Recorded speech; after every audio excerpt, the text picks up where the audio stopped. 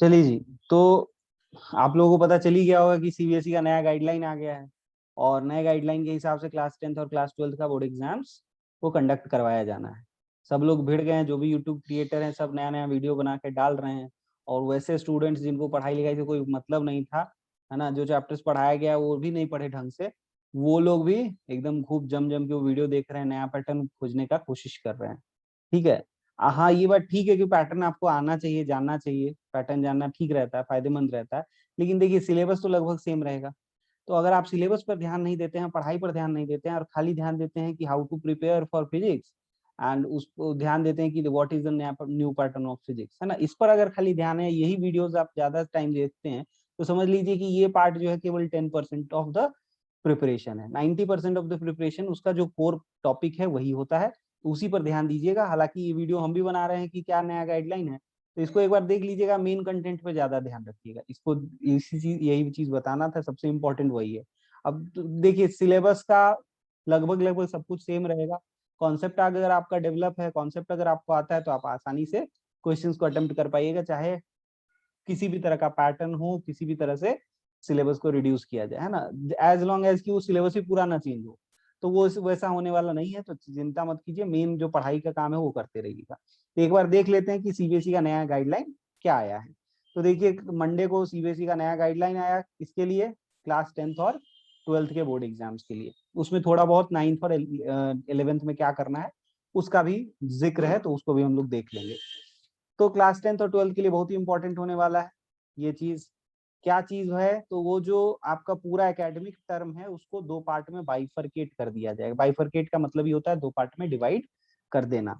तो एक होगा मिड सेशन में और दूसरा एकेडमिक ईयर के एंड में होगा एग्जाम। पहले क्या होता था, एकेडमिक ईयर के एंड में बोर्ड एग्जाम होता था, है ना। ये दो बार एक बोर्ड एग्जाम होगा और सिलेबस भी दो भागों में बट गया रहेगा। और दोनों ही एग्जाम का जो रिजल्ट है वो फाइनल स्कोर में मैटर करेगा, ये ध्यान रखिएगा। तो दोनों को बहुत सीरियसली लेना है, ऐसा नहीं कि एक ले लेंगे फाइनली अच्छा कर लेंगे, वैसा नहीं। तो टर्म वन में क्या होने वाला है उसको देखिए। टर्म वन होगा कब, नवंबर दिसंबर 2021 में, और टर्म टू कब होगा, मार्च अप्रैल 2022 में। तो नवंबर में एक एग्जाम होना है, नवंबर दिसंबर के बीच में। अच्छा, दोनों ही एग्जाम का फॉर्मेट अलग अलग होगा, तो एक एक करके दोनों का फॉर्मेट देख लेते हैं। टर्म वन वाले एग्जाम में क्या फॉर्मेट होगा, पहले टाइम का देखते हैं। तो उसमें एक विंडो पीरियड दिया जाएगा 4 to 8 वीक्स का, यानी लगभग समझिए नवंबर से स्टार्ट होगा, दिसंबर लास्ट तक चला ही जाएगा। ये फ्लेक्सिबल शेड्यूल बनेगा किसके लिए, तो डिफरेंट पार्ट्स ऑफ कंट्री के लिए। अलग पूरा कंट्री में अलग अलग जगह अलग अलग स्कूल है, तो उसके लिए अलग अलग शेड्यूल बनाया जाएगा। मतलब कंट्री को पार्ट वाइज डिवाइड कर देंगे और वो एक पार्ट के लिए एक समय एग्जाम, दूसरे पार्ट के लिए दूसरे time exam, and so on, इस तरह से किया जाएगा। And similarly for abroad also, abroad में भी सीबीएसई के स्कूल्स हैं, वहां पे जो जरूरत होगा कि हाँ इस समय करना चाहिए उस समय करना चाहिए, तो उस विंडो में 4 to 8 वीक्स के विंडो में उसी हिसाब से एग्जाम कंडक्ट करवा लिया जाएगा। अब इसका पैटर्न कैसा रहेगा, तो पैटर्न जो है वो एमसीक्यू टाइप रहने वाला है, मल्टीपल चॉइस क्वेश्चंस रहेगा किसका, टर्म वन का, है ना। तो टर्म वन में कौन कौन से एमसीक्यू टाइप के क्वेश्चन पूछे जाएंगे, तो एक केस बेस्ड स्टडी एमसीक्यू रहेगा, है ना। केस बेस्ड स्टडी एमसीक्यू, पहले केस स्टडी बेस्ड क्वेश्चंस पहले भी आता था, उसी तरह का एमसीक्यू इस बार भी आएगा। और दूसरा एक MCQ on assertion reasoning type, ये भी पहले पहले आता था। तो ये जो पहले आते थे, इंट्रोड्यूस किए भी गए थे न्यू चेंजेस में, वो इस बार भी कंटिन्यू रहेगा और इसी टाइप का केवल एमसीक्यूज पूछा जाएगा, है ना। नॉर्मल एमसीक्यूज भी हो सकता है केस स्टडी बेस्ड और असर्शन रीजनिंग के अलावा। तो मेनली ऑब्जेक्टिव टाइप के क्वेश्चंस यहाँ पे आने वाले हैं, सब्जेक्टिव क्वेश्चंस टर्म वन में नहीं आएगा। तो टर्म वन में कितना मिनट का एग्जाम होगा, 90 मिनट्स का एग्जाम होगा, और rationalised syllabus of term one होगा। मतलब टर्म वन का सिलेबस जो होगा रैशनलाइज्ड होगा, इनफैक्ट पूरे सिलेबस को रैशनलाइज किया जाएगा। जो सिलेबस है उसको रिड्यूस किया जाएगा 30% से, और जो नया सिलेबस बनाया जाएगा उसका आधा 50% जो होगा वो टर्म वन में पूछा जाएगा। बाकी आधा कहाँ पे पूछा जाएगा, टर्म टू में। टर्म टू कहाँ पे हेल्ड किया जाएगा, तो टर्म टू के लिए एग्जामिनेशन सेंटर्स फिक्स्ड किए जाएंगे बोर्ड का, और वहीं पर एग्जाम होगा। और कितने घंटे का होगा, 2 घंटे का एग्जाम होगा, और डिफरेंट फॉर्मेट्स के क्वेश्चंस पूछे जाएंगे। केस बेस्ड क्वेश्चंस तो होंगे ही, यानी सिचुएशन बेस्ड क्वेश्चंस होंगे। ओपन एंडेड शॉर्ट आंसर और लॉन्ग आंसर टाइप, यानी कन्वेंशनल जो क्वेश्चंस हुआ करते हैं बोर्ड एग्जाम्स में, वो भी पूछे जाएंगे। अच्छा, अगर मान लीजिए कि डिस्क्रिप्टिव टाइप एग्जाम नहीं हो पाया, तो 90 मिनट का बिल्कुल एमसीक्यू बेस्ड क्वेश्चन जैसा टर्म 1 में आना है वैसा ही टर्म 2 में भी आएगा, है ना। मान लीजिए ऐसा हो गया कि कोरोना बहुत हाई लेवल पे आ गया, तो उस केस में सरकार कहेगी, सीबीएसई कहेगी कि ना भाई 90 मिनट का जैसे एमसीक्यू टर्म 1 में लिए थे वैसा लेके काम खत्म करो। हालांकि बहुत सारे पॉसिबिलिटीज पे भी विचार किया गया और उसके हिसाब से रिजल्ट को देखा गया है। What will happen to the syllabus, syllabus का क्या होगा। तो पिछले साल जैसे रैशनलाइज किया गया था 30% से रिड्यूस किया गया था, उसी तरह से इस बार भी किया जाएगा। अब वही टॉपिक रिड्यूस करना है कि अलग टॉपिक रिड्यूस करना है वो देखा जाएगा, है ना। वो जब सीबीएसई का सिलेबस आएगा तो हम लोग उसको भी देख लेंगे।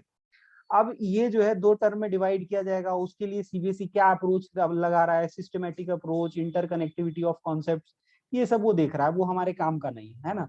हम लोग को वो जो देगा कि हाँ भाई इतना पढ़ लो इस सेशन में यानी इस टर्म में और इतना पढ़ लो अगले टर्म में, तो उतना पढ़ लेना है, हम लोग का काम वही है। वो क्या देख के टॉपिक डिसाइड कर रहा है उससे हमको उतना डीप घुसने का जरूरत नहीं है, सीबीएसई का मास्टर नहीं बनना है हम लोग को। CBSE has also said that efforts will be made for internal assessment, practical and project work। उनको ज्यादा क्रेडिबल बनाना है, ठीक है, ज्यादा वैलिड बनाना है। बहुत लोगों को लगता है कि भाई ऐसे ही मार्क्स दे दिया जाता है ना, कहीं कहीं दिया भी जाता होगा, हो सकता है। तो उसका जो क्रेडिबिलिटी है वो कम है, वो क्रेडिबिलिटी को बढ़ाने की कोशिश की जाएगी। उसके लिए गाइडलाइंस दिया जाएगा और मॉडरेशन पॉलिसी भी अनाउंस किया जाएगा। जैसे इस बार क्लास 12 और 10th के हिसाब में जो मॉडरेशन पॉलिसी ये सब अनाउंस किया गया था, ताकि फेयर डिस्ट्रीब्यूशन ऑफ मार्क्स हो सके। ऐसा नहीं हो कि कोई स्कूल में अभी तक 95-98% मार्क्स नहीं आता हो और वहां भी आ गया, है ना। तो वो इस तरह से या सबको खूब मार्क्स दे दिए, वैसा नहीं हुआ, है ना। इस तरह से किया जाए कि भाई हाँ एक मॉडरेशन पॉलिसी हो और डिस्ट्रीब्यूशन ऑफ मार्क्स एकदम फेयर हो, ये इंश्योर करेगा सीबीएसई और इसके लिए वो अपना गाइडलाइन जारी करेगा। तो वो तो हमारे लिए बहुत काम का नहीं है। हाँ लेकिन ये है कि आप ध्यान रखिए कि सीबीएसई आपके साथ कुछ भी अनफेयर नहीं होने देगा, वो चाह रहा है कि सब कुछ फेयर हो।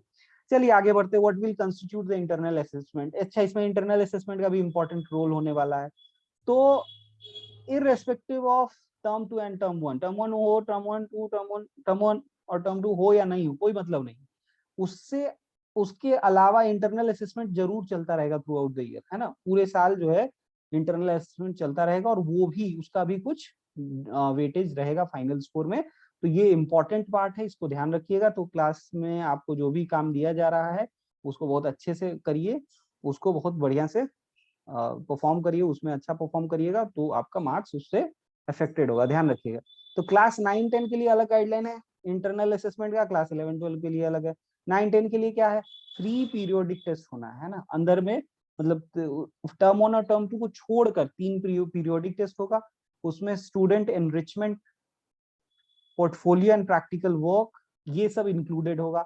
स्पीकिंग एंड लिसनिंग एक्टिविटी जैसे इंग्लिश में होता था और प्रोजेक्ट्स बनाना अलग अलग सब्जेक्ट में, वो सब इसमें साइंस सब्जेक्ट्स के अंदर प्रैक्टिकल वर्क्स होगा, टेस्ट होगा, सब्जेक्ट एनरिचमेंट वाला काम होगा। तो ये सब ऑलरेडी होता था, वो बहुत स्ट्रिक्टली करवाया जाएगा।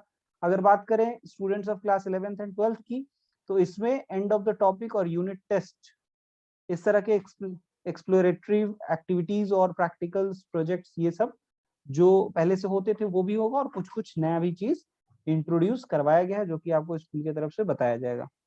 अब क्वेश्चन ये उठता है कि अगर मान लीजिए कोविड फिर से स्ट्राइक करता है तो क्या किया जाएगा। तो उसके लिए सीबीएसई ने 4 अलग अलग पॉसिबिलिटीज बनाई हैं। उन चारों पॉसिबिलिटीज के हिसाब से आपका परफॉर्मेंस डिसाइड किया जाएगा। मान लीजिए कि आप both term exam, both and term exam में, टर्म एग्जाम और एंड एग्जाम दोनों एग्जाम में अपियर होते हैं, तो क्या होगा। उस केस में theory marks will be distributed equally between the 2 exams, है ना। मतलब प्रैक्टिकल एग्जाम्स, प्रैक्टिकल मार्क्स को छोड़ दिया जाए तो जो थ्योरी मार्क्स है वो टर्म 1 और एंड टर्म दोनों के एग्जाम्स का के बीच में आधा आधा मार्क्स डिस्ट्रीब्यूट कर दिया जाएगा, अगर आप दोनों एग्जाम को प्रॉपरली देते हैं तो। मान लीजिए कि टर्म 1 एग्जाम सेंटर पे हेल्ड नहीं होता है और टर्म 2 एग्जाम सेंटर पे हेल्ड होता है, तो उस केस में क्या होगा। उस केस में MCQ based online, term 1 exam तो होगा लेकिन it will be held from home, और एमसीक्यू बेस्ड होगा ऑनलाइन ऑफलाइन, कुछ भी फॉर्मेट में जो भी पॉसिबल है उस फॉर्मेट में होगा। और इसका जो वेटेज है वो रिड्यूस हो जाएगा। मतलब अगर आप फ्रॉम होम देते हैं या सीबीएसई किसी तरह से ऑर्गेनाइज नहीं करवा के स्कूल को ऑर्गेनाइज करने का जिम्मेवारी दे दे, तो उस केस में क्या होगा कि उसका वेटेज थोड़ा रिड्यूस कर दिया जाएगा मतलब काफी रिड्यूस कर दिया जाएगा, और टर्म 2 का जो वेटेज है वो इंक्रीज करके फाइनल रिजल्ट डिक्लेयर किया जाएगा। अगर मान लीजिए कि टर्म 1 एग्जाम फिजिकली होता है, मान लीजिए उल्टा हो जाए, टर्म 1 एग्जाम फिजिकली हो जाए और टर्म 2 एग्जाम जो है कोविड की वजह से बाद में नहीं हो पाए, मान लीजिए नवंबर में पॉसिबिलिटी है तो उस समय वो हो जाए और बाद में मार्च अप्रैल में फिर कुछ हो जाए, सारे पॉसिबिलिटीज को तो सीबीएसई को देख के चलना होगा। तो वो क्या करेगा, उस केस में परफॉर्मेंस ऑफ टर्म 1 जो एग्जाम होगा वो डिक्लेयर किया जाएगा, उसको ज्यादा वैलिडिटी दिया जाएगा, उसको ज्यादा वेटेज दिया जाएगा, और internal assessment marks, internal assessment का मार्क्स और टर्म 1 का मार्क्स, ये दोनों मिला के फाइनल रिजल्ट दे दिया जाएगा। ठीक है, और उस समय क्या किया जाएगा, marks of term 1 exam will be increase, उसका वेटेज जो है वो इंक्रीज हो जाएगा। मतलब जो आप सीबीएसई के हिसाब से दे पा रहे हैं उसका वेटेज बढ़ जाएगा, और इंटरनल असेसमेंट का भी इंपॉर्टेंस बढ़ जाएगा। तो अभी से हर पॉसिबिलिटी के लिए आपको प्रिपेयर रहना होगा। आपको क्या करना होगा, इंटरनल असेसमेंट को बहुत बढ़िया से करके रखना होगा।